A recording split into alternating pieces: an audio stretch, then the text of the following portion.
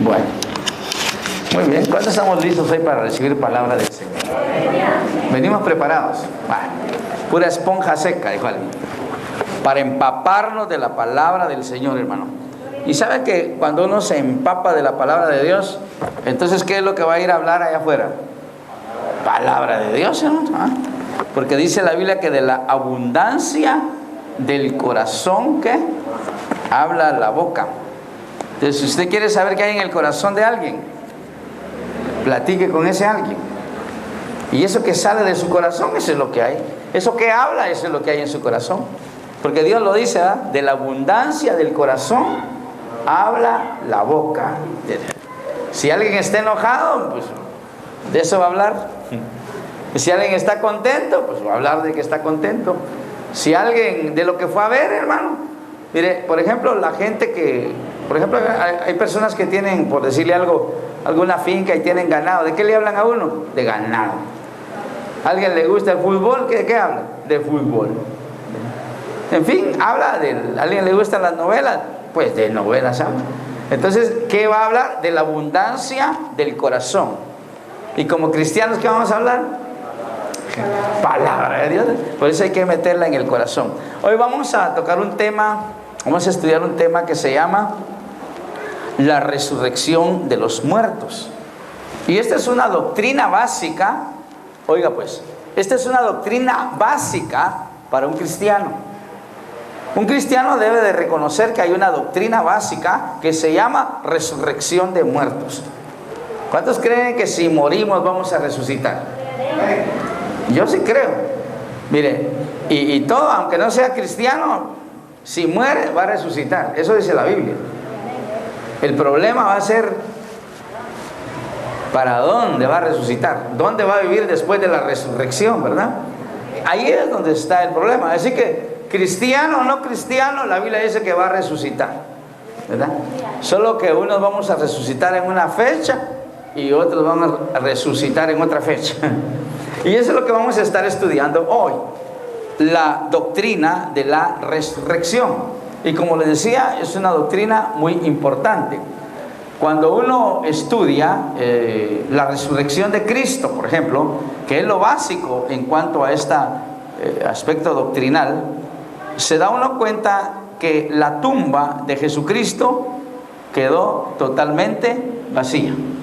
Es una tumba que no tiene restos de ningún muerto, ¿verdad? Y eso no puede haber en ningún, oiga lo que voy a decir, ningún otro líder en la historia de la humanidad, ningún otro ser en la historia de la humanidad tiene una tumba vacía como Jesús. Nosotros vamos a encontrar un montón de religiones y estas religiones tienen líderes, pero por ahí tienen los huesos en una urna. Pero Jesús, hermano, no hay huesos ahí. La tumba quedó totalmente vacía.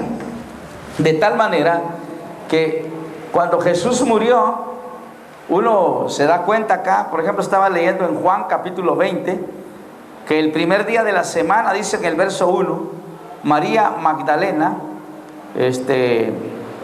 fue de mañana, dice, siendo aún oscuro, y llegó al sepulcro y vio quitada la piedra del sepulcro. Y entonces corrió y fue a Simón Pedro y al otro discípulo, aquel el que amaba a Jesús. Y dice que les dijo que se habían llevado del sepulcro al Señor y que no sabía dónde le habían puesto. Y vemos nosotros que Pedro y Juan, que es el discípulo que dice ahí el amado del Señor, corrieron, llegaron al sepulcro. La escritura dice que llegó primero Juan, pero no tuvo valor de entrar. Y cuando llegó Pedro, ese se metió de una vez. ¿Y qué encontró, hermano? No estaba ahí el cuerpo. Entonces la tumba estaba vacía.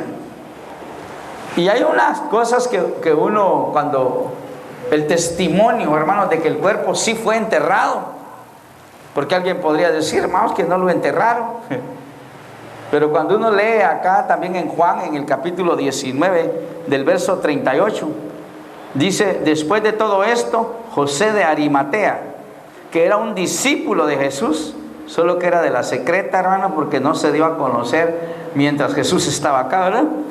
Y luego dice que secretamente, por miedo a los judíos, le rogó a Pilato que le permitiese llevarse el cuerpo de Jesús, y Pilato le concedió, y entonces vino y se llevó el cuerpo de Jesús.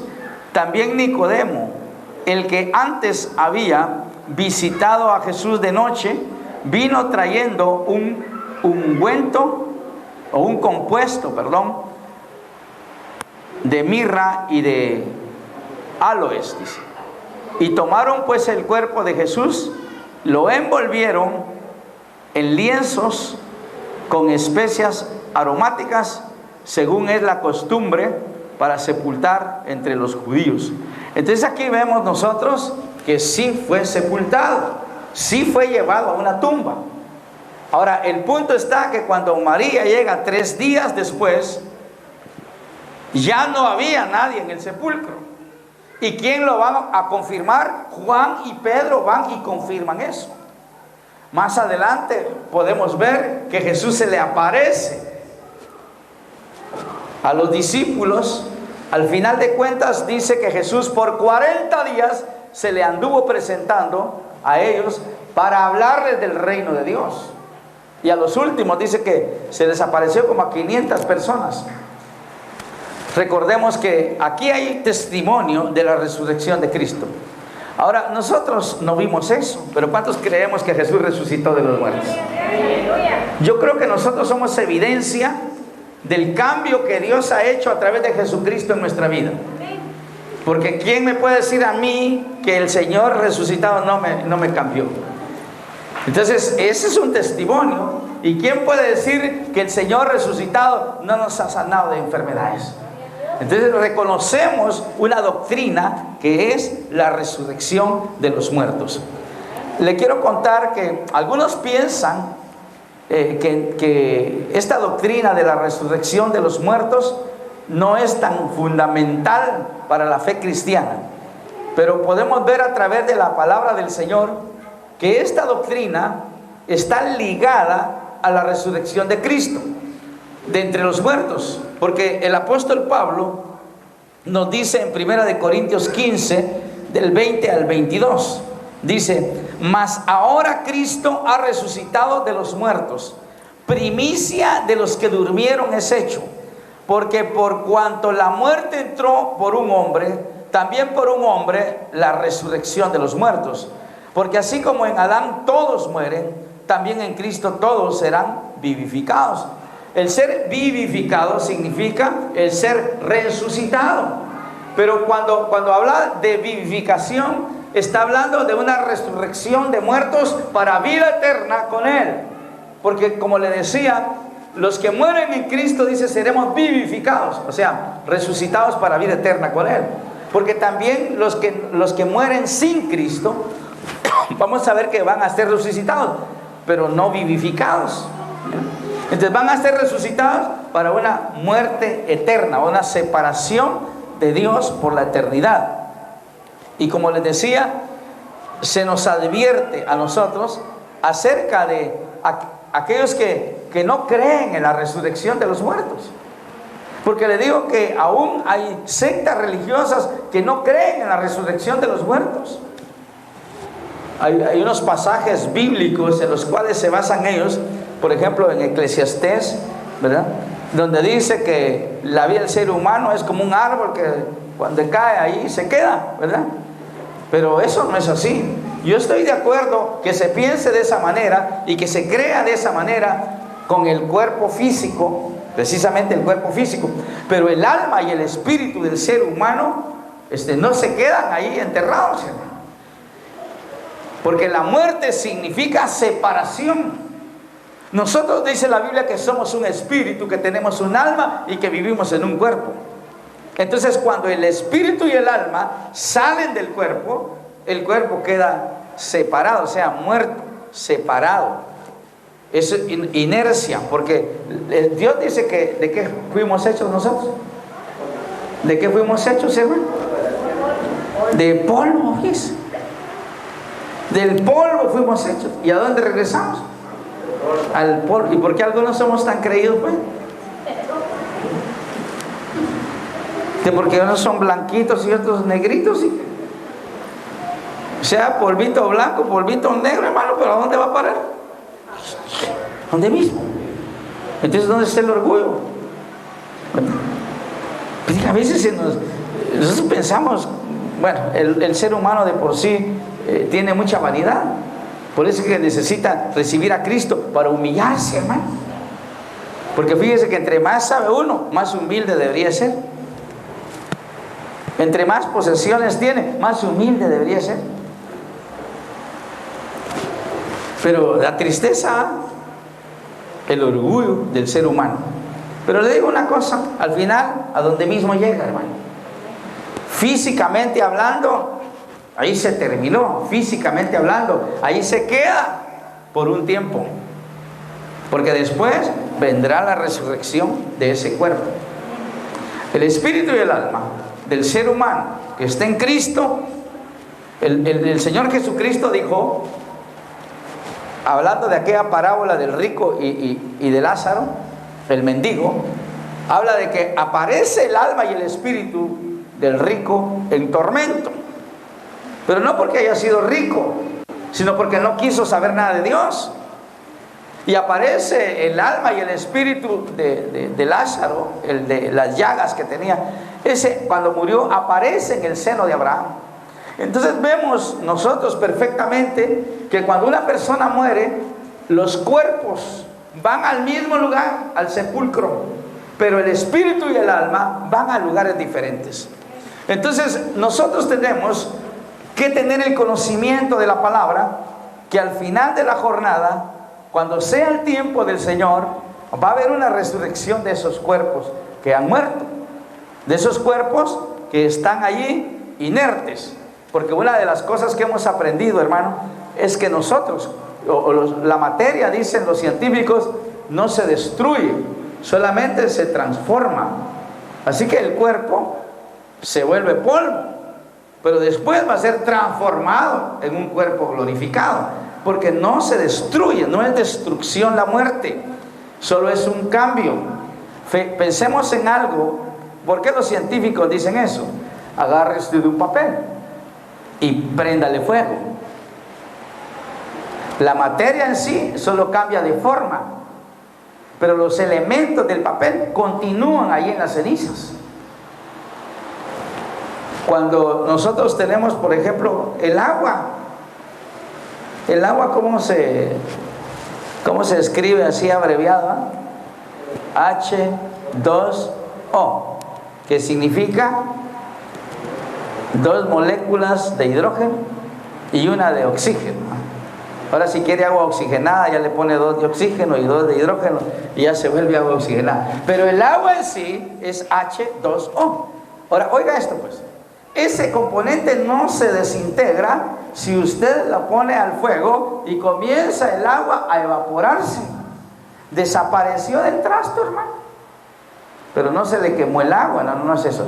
El agua fue evaporada y en el vapor de agua que salió ahí, que se convierte después en nube, ahí va H2O. O sea, se transformó. El cuerpo físico es lo mismo, pero entonces Dios va a hacer que ese cuerpo que quedó ahí en el polvo va a resucitar de los muertos. Yo creo eso.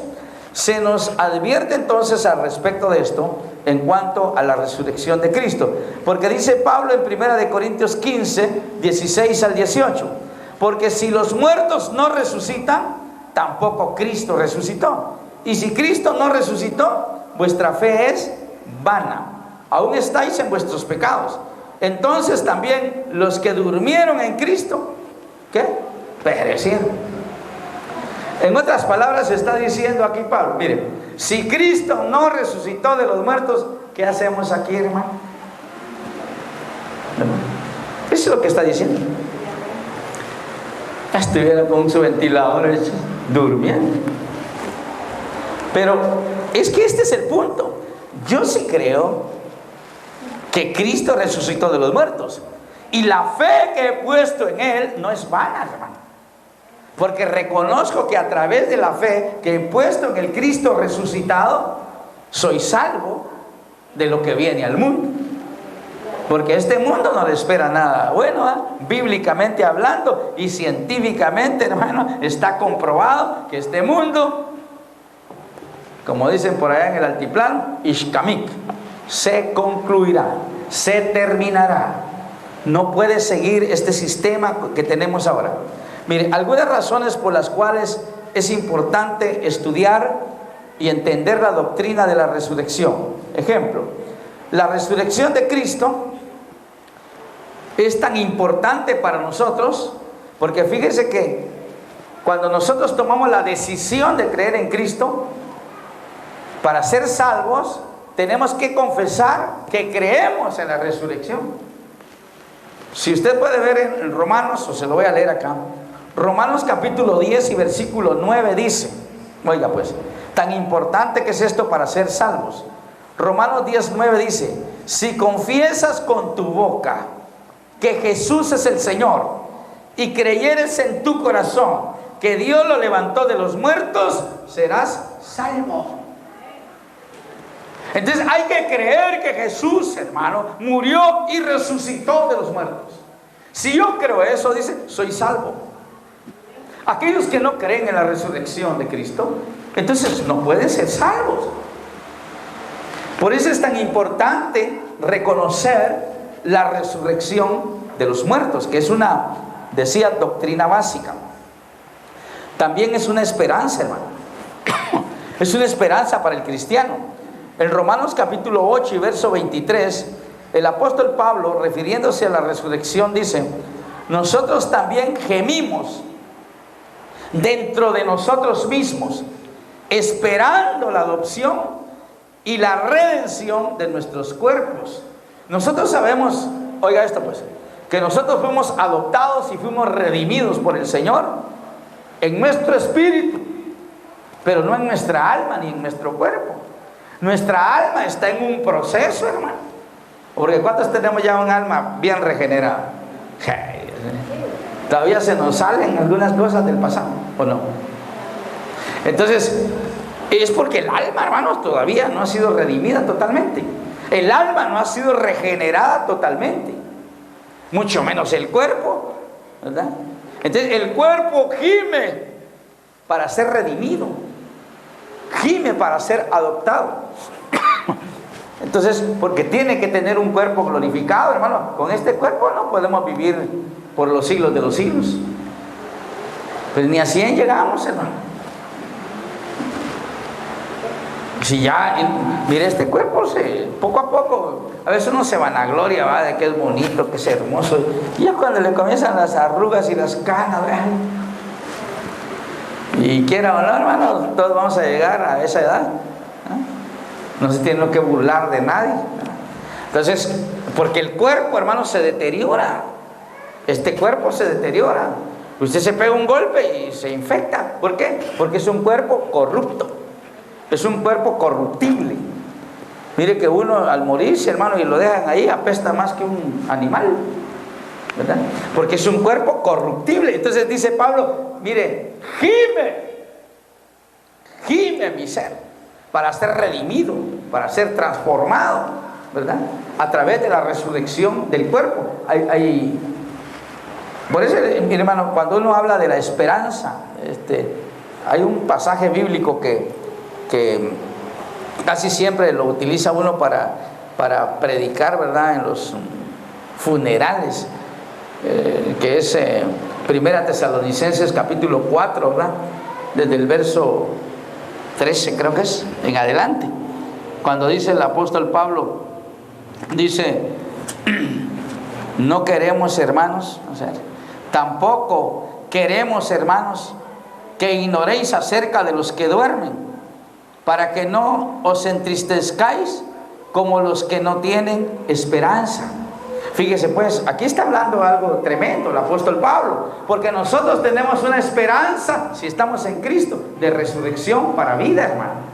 En cambio, las personas que no tienen a Cristo en su corazón, no tienen esa esperanza. Entonces, por eso es que la gente se entristece.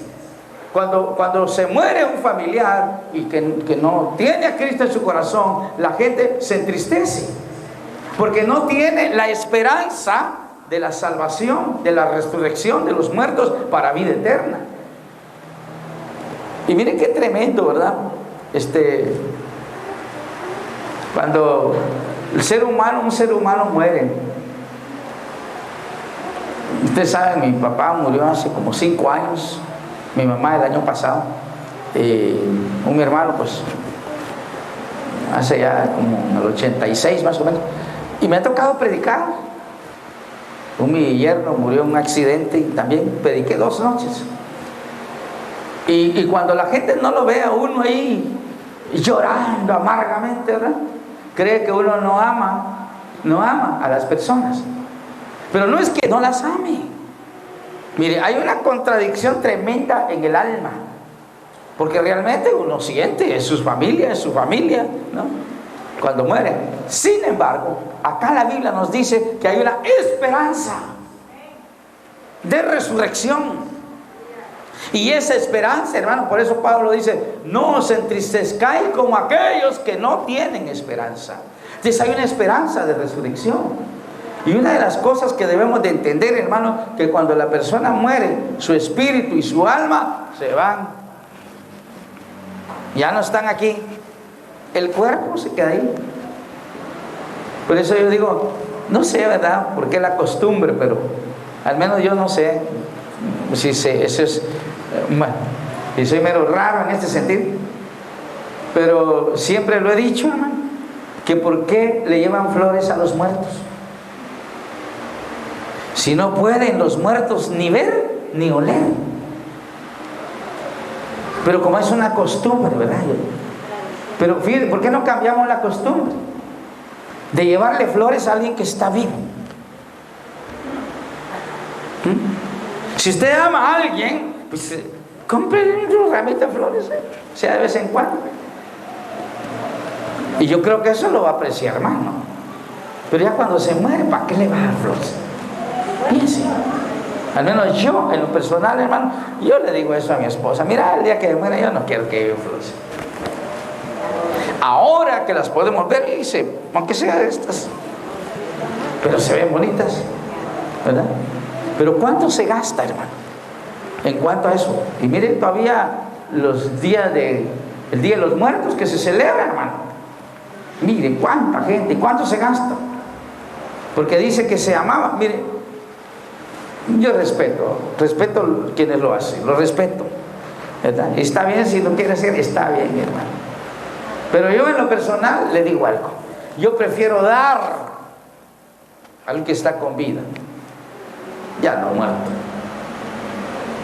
que está con vida.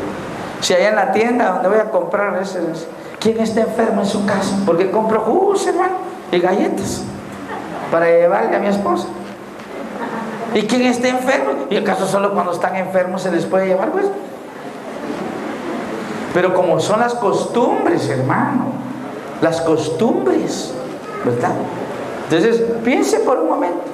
Mire, desde que murió mi papá y desde que murió mi mamá, yo no iba al cementerio, hermano. No he ido, ni iré. ¿Por qué? Mientras estaban conmigo, la Biblia dice: honra padre y madre, y te va a ir bien, y vas a tener larga vida. Pero hay quienes, hermano, nunca le dieron un centavo a su viejo o a su vieja, y después cuando se muere, hermano, por eso lloran tanto el remordimiento, ¿no? Pero mire pues, ahora que usted ama a alguien, pues llévele ahí sus rositas, hombre. Aunque sea una flor de muerto, dijo alguien, pero llévele eso. ¿De aquellas que flor de un rato, cómo se llama? Bueno, pero hablando, hermanos, esto de... Y a muchos no les gusta hablar esto de la muerte, pero es algo a lo que Camino que todos llevan, dijo aquella ancianita. No se quería incluir. Pero no, hermano, este es para todos. Está establecido para el ser humano que muera una vez y después un juicio. Y no hay para dónde. Pero nosotros tenemos una esperanza, dice acá la Escritura. Mire, la resurrección podría tomarse como una meta, hermano. El apóstol Pablo tomaba la resurrección como una meta a la cual él quería llegar. Dice en Filipenses 3:11. Oiga lo que dice acá el apóstol Pablo. Hablando de esto, aquí revela que él quería llegar a esa meta como cristiano. Y era llegar a la resurrección de entre los muertos. Quería vivir como alguien que ya hubiera resucitado de entre los muertos. O sea, él estaba ansioso, hermano, de tener una vida eterna con el Señor Jesucristo. También es una verdad que inspira santidad, hermano. Usted sabe que nosotros fuimos santificados por el Señor. Santificados en el momento de aceptar a Cristo. Fuimos santificados. Porque dice que ya hubo santificación a través de Cristo. ¿Y sabe qué significa ser santificado por medio de Cristo? Fuimos apartados para Él. Pero hay un proceso que se llama santidad, hermano. Y es donde nosotros ya tenemos que ser involucrados, donde tenemos que ir dejando todo lo del pasado, ¿verdad? Eso es buscar la santidad. Entonces ese ya es un proceso en la vida. Y oiga, el hecho de conocer que va a haber una resurrección de muertos para vida eterna con Jesús y una resurrección de muertos para muerte eterna con el Satanás y el falso profeta y San la muerte, en el lago de fuego. Cuando uno entiende eso, oiga, le sirve para santificar su vida, para buscar la santidad. Porque uno sabe, hermano, que si se muere sin el Señor, uno ya lo sabe, ¿verdad? Muchos viven como que nunca se van a morir, ¿verdad? En el aspecto de la santidad. Yo vivo como que no me fuera a morir, pero trabajando, hermano. Ahora, hay que vivir como que fuera el último día, ¿verdad? Pero como para el Señor, ¿verdad? Buscando la santidad. Fíjense que cuando uno entiende esto, hermano, entonces uno va buscando la santidad. Dice en su palabra. También, hermanos, es una verdad que tiene que despertar al que peca, al pecador. Miren, todas las prédicas de los apóstoles registradas en el libro de los Hechos hablan sobre la resurrección de Cristo. Y cuando vemos esto en las prédicas de los apóstoles, por ejemplo, el apóstol Pablo, en el capítulo 17 del libro de los Hechos, dice que fue invitado para ir a Atenas. Atenas era la capital de Grecia, y en Grecia estaba la cuna de los filósofos, como Sócrates, Platón y todos esos. Entonces dijeron: queremos oír a ese palabrero de Pablo, a ver qué es lo que trae. Y lo llevaron al Areópago, como quien dice, lo llevaron a la concha acústica, ¿verdad?, el parque en Atenas, para escucharlo.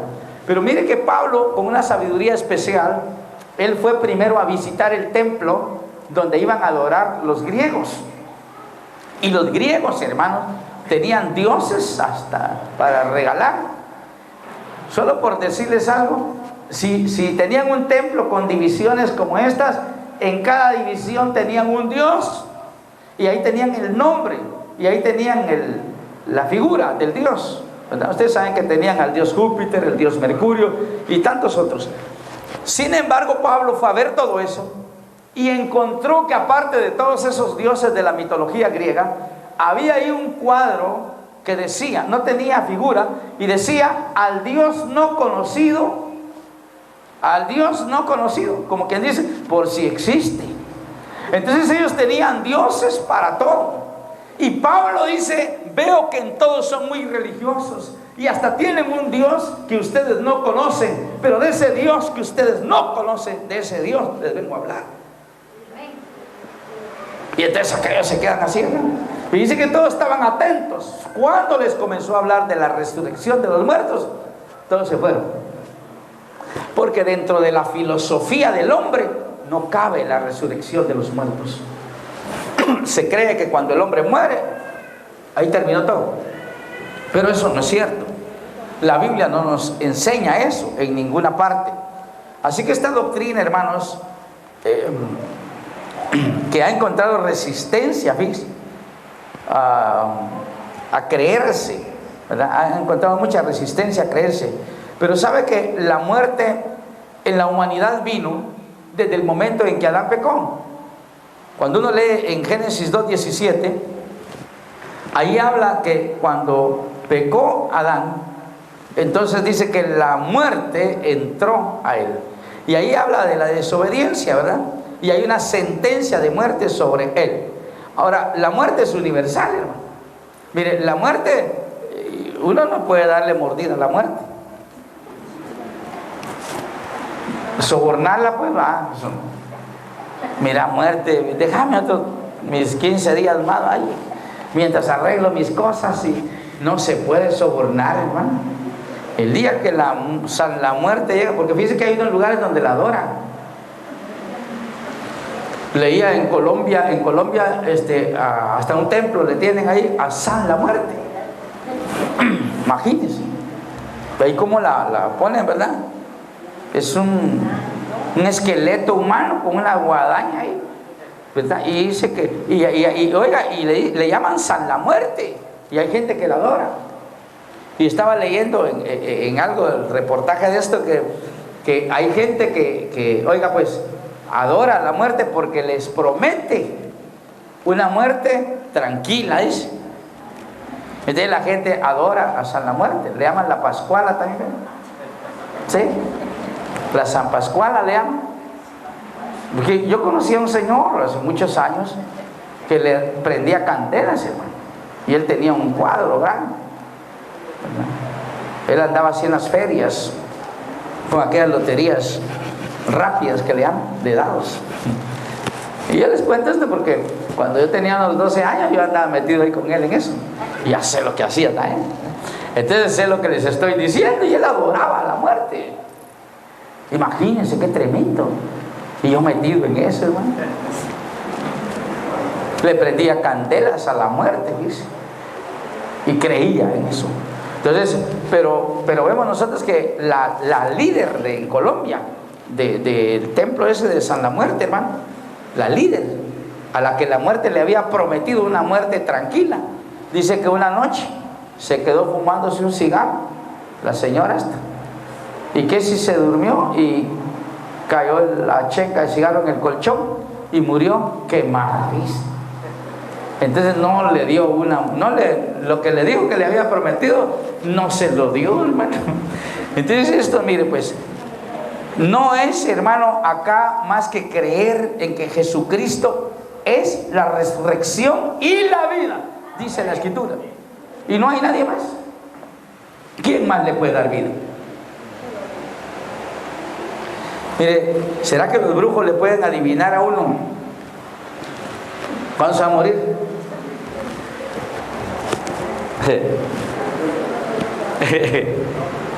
El pulpo es aquel que se adivina. El pulpo profeta ese, mira, hasta donde ha llegado la superstición, hermano, de creer en un animal feo ahí. ¿Hasta dónde llega la superstición? Oiga, es una noticia en el mundo eso. Oiga, le llaman el pulpo profeta, dice. Así lo bautizaron ya. Pulprofeta, dicen. No, ese pulpo profeta, el pulprofeta. Sí. Y ya no va a haber gente, hermana cristiana, que le vaya a consultar al pulprofeta.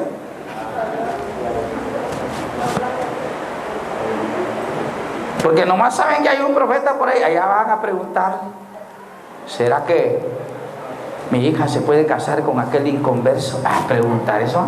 Sí.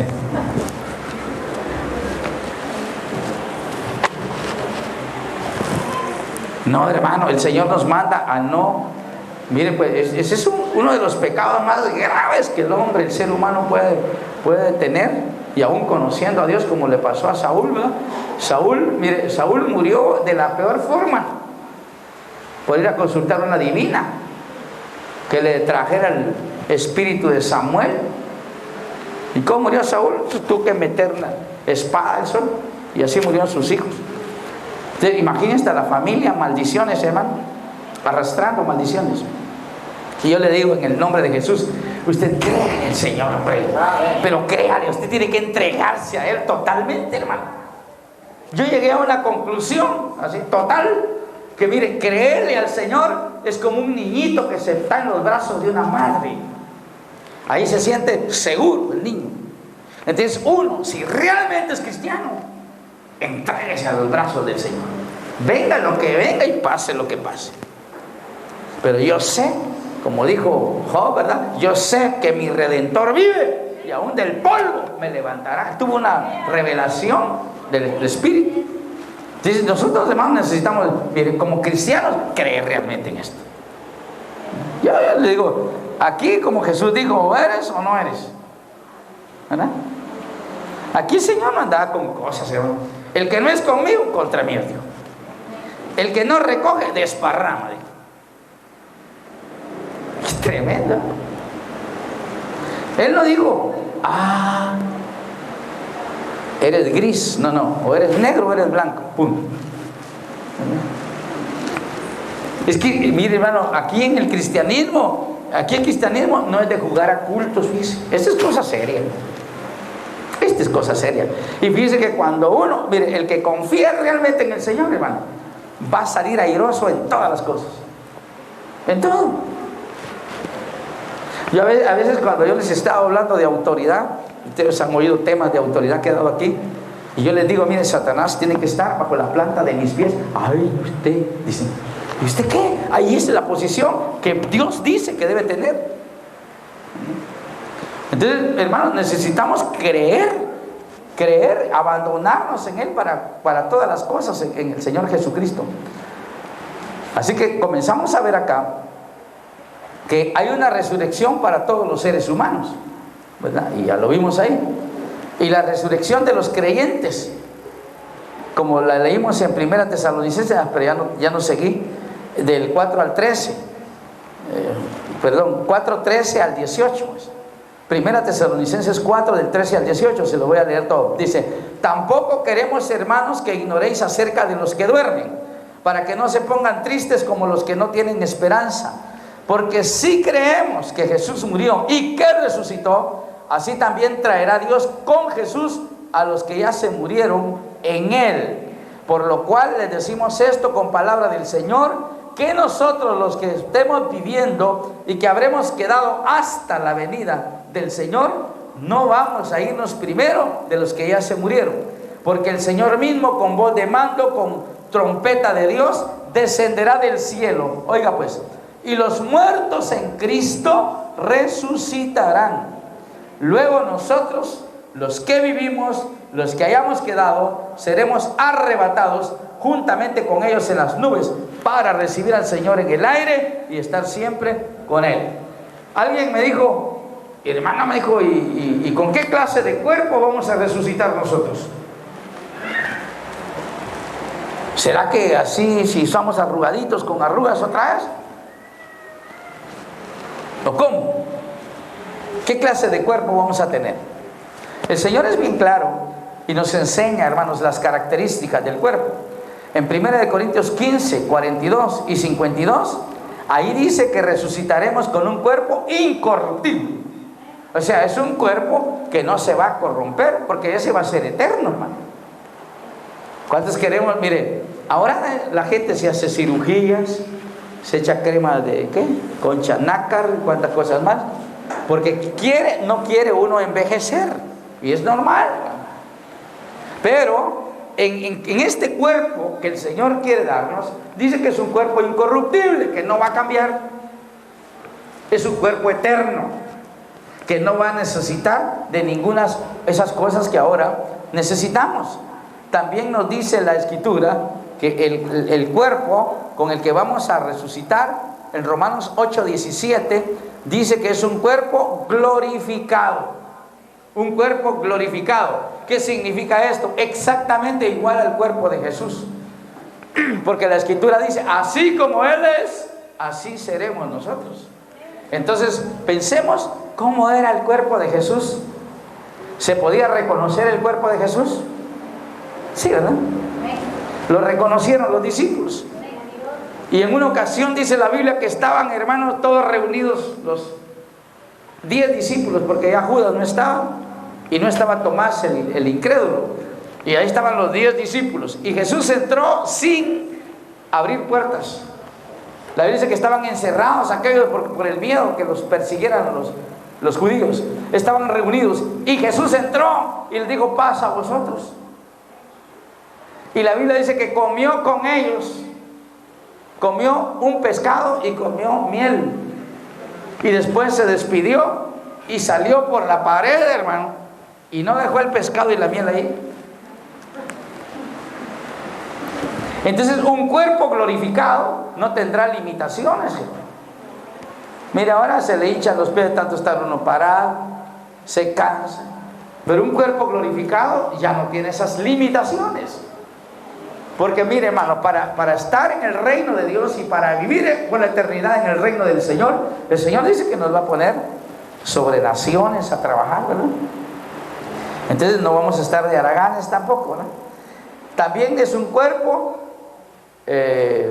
espiritual, dice el apóstol Pablo en 1 Corintios 15, 44, un cuerpo celestial, dice 2 Corintios 5, del 1 al 2, un cuerpo inmortal, 1 Corintios 15, 53. Y cuando habla de un cuerpo inmortal, eso significa no hay muerte más para él. No más muerte, hermano. Entonces, ¿cuántos queremos vivir por la eternidad con el Señor? Tenemos que creer esto y santificarnos, mantenernos en la dirección del Señor. Así que también va a haber una resurrección para los que no son cristianos. También van a resucitar, dice la Escritura. El destino de los no cristianos está en Apocalipsis, capítulo 20. Vamos a ver. Apocalipsis 20, vamos a leer ahí. Porque van a resucitar, hermano, también. Pero fíjense que van a resucitar 1000 años después de la primera resurrección. 1000 años después de que nosotros hayamos resucitado, van a resucitar los que no son cristianos y murieron. Oiga pues, dice acá en Apocalipsis 20, del 11 en adelante: vi un gran trono blanco y al que estaba sentado en él, de delante del cual huye la tierra y el cielo, y ningún lugar se encuentra para ellos. Vi a los muertos, grandes y pequeños, de pie ante Dios. Los libros son abiertos, y otro libro fue abierto, el cual es el libro de la vida. Y fueron juzgados los muertos por las cosas que están escritas en los libros, según las obras. Y el mar entrega a los muertos que había en él, y la muerte y el infierno entregan también a los muertos que hay en ellos, y todos son juzgados, cada uno según sus obras. La muerte y el infierno son lanzados a un lago de fuego. Esta es la muerte segunda. Y el que no se haya inscrito en el libro de la vida también es lanzado en el lago de fuego. Este es para la vida eterna también.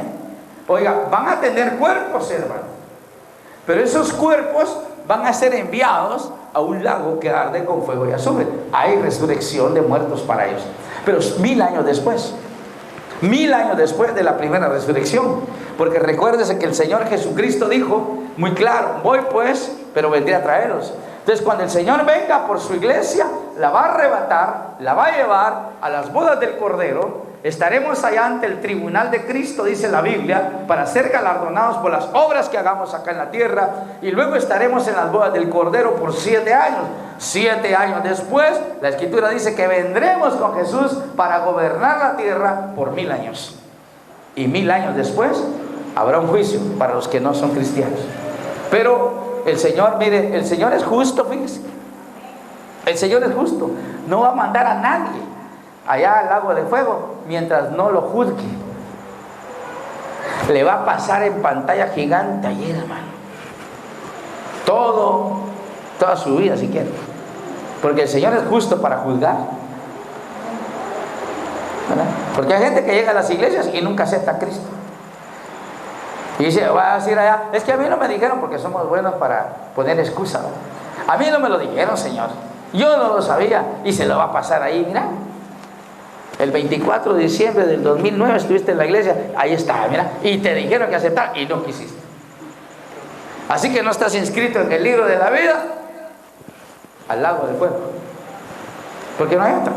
Entonces vemos nosotros, hermanos, mire, como les decía, esto no es un juego, ¿verdad? Esto es eterno. Lo que está en juego hoy es por la eternidad. El momento de la resurrección, hermanos, de los que no son cristianos, será el final del milenio. Así que con el cuerpo que ellos resucitarán, ¿verdad? También dice la Biblia que es un cuerpo eterno, ¿verdad? Y el único propósito, hermanos, es sufrir tristemente el castigo. Así que yo quiero animarlos hoy en el nombre del Señor. Pónganse de pie por un momento, por favor. Si quiere estirarse, estírese, hermano, hasta que llegue a la estatura de Cristo. Pero lo importante hoy es que nosotros reconozcamos que hay una resurrección de muertos. Y yo le podría preguntar, si hoy, mire pues, si hoy fuera nuestra partida, o si hoy fuera el arrebatamiento, pues nos iríamos con el Señor. Mire, yo ahorita les estoy hablando, mañana quién sabe si estaré. Ahora, el problema es, ahí es muy personal, ¿verdad?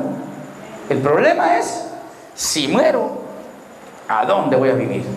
Por la eternidad, ¿verdad? Ese es el dilema del ser humano. Entonces uno tiene que estar seguro, hermano, seguro, como cristiano, seguro como que si muero, me voy con el Señor. ¿Cuántos estamos seguros de eso? Porque si no está seguro, más le vale reconciliarse. De veras. Después no me va a echar las culpas. Sí. Es que como somos buenos para poner excusas, miren, cuando el Señor lo llame allá a usted, ¿va? Y usted diga, es que a mí no me lo dijeron, y usted lo dice, Señor, ¿hoy cuánto tenemos? 9. El 9 de julio del año 2010, allá en una iglesia que ni nombre tenía, ahí estabas. Ahí está. Fíjese que el Señor, fíjese que hay un pasaje en Hebreos donde dice, le dice a la congregación, sujétense a sus pastores. Pero eso no es tan importante para mí. ¿Sabe qué es lo más importante para mí? La segunda parte de ese versículo. Porque ellos darán cuenta de ustedes en aquel día.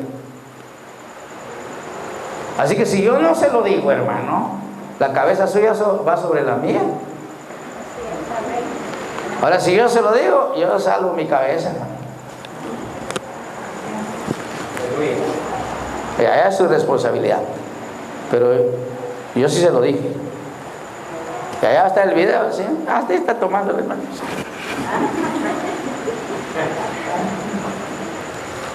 Entonces, vamos a orar.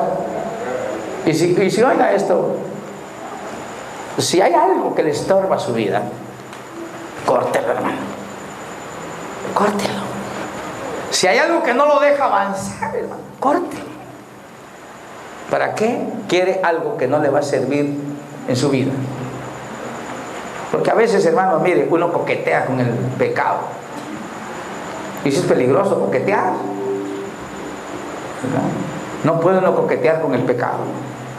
Porque mire, tarde o temprano, poco cayó. Entonces mejor aléjese. Aléjese del pecado. Entregue su vida al Señor. De veras, entréguesela. Pero dígale, Señor, yo quiero servirte, y ya no quiero más ese pasado, ¿verdad? Ya quiero ser fiel para ti, güey. De aquí en adelante, cambiar todo para servirte, Dios. Pidámosle perdón al Señor si hemos pecado contra Él. Hagámoslo del hijo pródigo, volvamos en sí y vengamos al Señor y digámosle, Señor, he pecado contra ti, he pecado contra el cielo. Y como dijo el hijo pródigo, no soy digno de que me llames hijo, aunque sea como jornalero, recíbeme, Señor. Pero sabe que el Señor tiene misericordia, hermano, y Él no lo ve como jornalero, lo ve como hijo.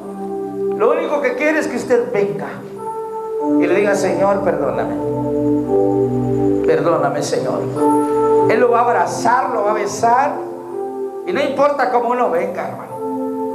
El hijo pródigo llegó apestoso a cerdo y a saber a qué más, descalzo, harapiento. Llegó de lo peor, pero el Señor lo abrazó porque lo amaba, hermano. El Señor nos ama a nosotros y no importa cómo hemos venido. El Señor nos quiere limpiar, nos quiere dar anillo nuevo, nos quiere dar ropa limpia, nos quiere bendecir, hermano. No desperdiciemos la oportunidad que nos da. Padre, en el nombre de Jesús, venimos ante ti una vez más, Señor, para agradecerte tu misericordia y tu amor y tu gracia. Ten misericordia, Señor, de cada uno de los que estamos acá y aquellos que están viendo por televisión, aquellos que de corazón se arrepienten delante de ti, Señor. Ten misericordia, papá. Da una nueva oportunidad, Señor, a cada uno, para que te glorifiquen y te exalten, Señor. Oh Padre bendito, para que tengan la fuerza de apartarse, Señor, de todo pecado que les esté estorbando su vida. En el nombre de Jesús de Nazaret, oramos, Padre, para que sea desarraigado toda enfermedad, todo mal, toda miseria, toda pobreza, Señor. Creemos en ti, Jesús. Creemos en ti, Jesús, que eres el Cristo, el Hijo del Dios viviente, que murió en aquella cruz, Señor, que dio su vida en esa cruz, Señor, para que nosotros seamos salvos y libres de toda maldición de la ley, Señor. Lo creemos, lo manifestamos con nuestra boca. Yo quiero bendecir cada vida hoy, Señor, en el nombre de Jesús. Si alguien vino enfermo, sea libre de toda enfermedad.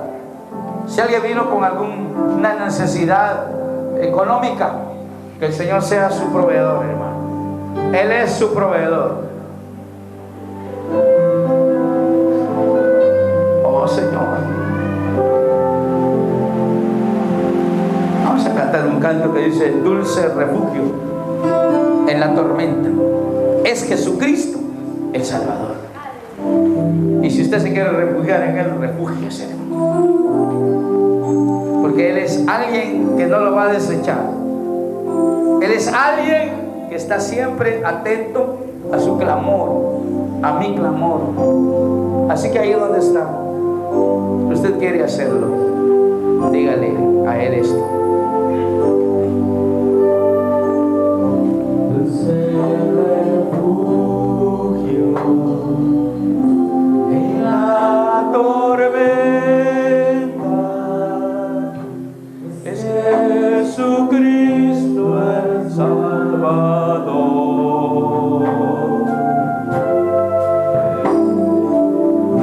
Él me alienta y me alimenta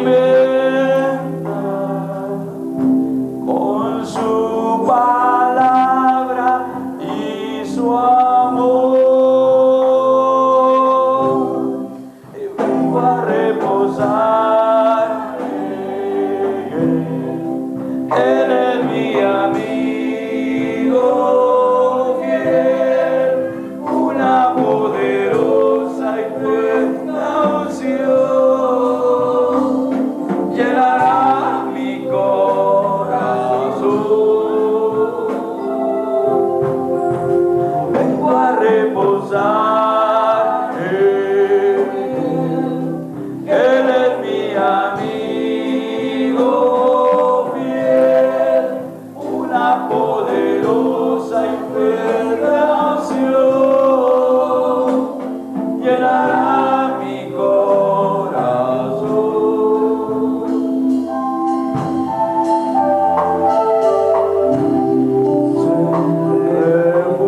Refugio en la tormenta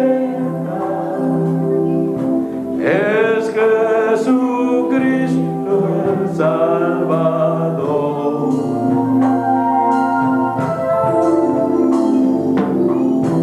Él me alienta y me alimenta con su palabra